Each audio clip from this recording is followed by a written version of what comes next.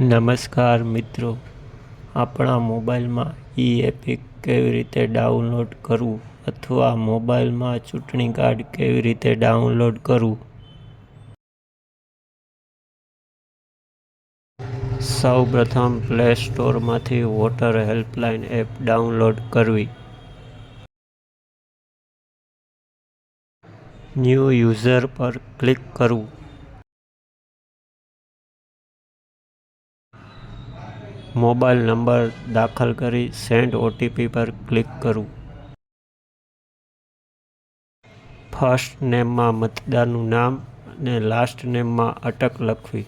પાસવર્ડમાં આપને યાદ રહે તે લખી શકાય, દાખલા તરીકે abc@123. ઓટીપી દાખલ કરી સબમિટ પર ક્લિક કરવું.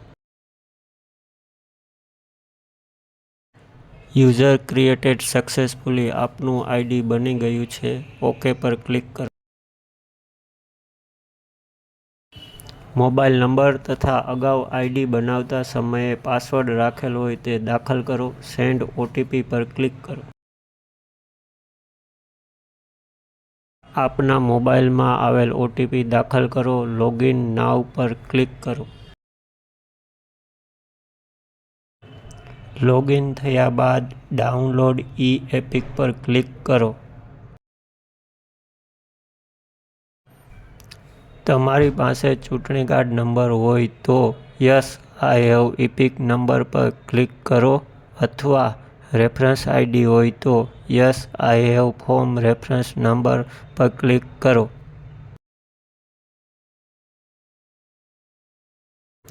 પ્લીઝ એન્ટર યોર ઇપિક નંબરમાં ચૂંટણી કાર્ડના નંબર દાખલ કરો. સિલેક્ટ સ્ટેટમાં આપનું રાજ્ય સિલેક્ટ કરી ફેચ ડિટેલ પર ક્લિક કરો.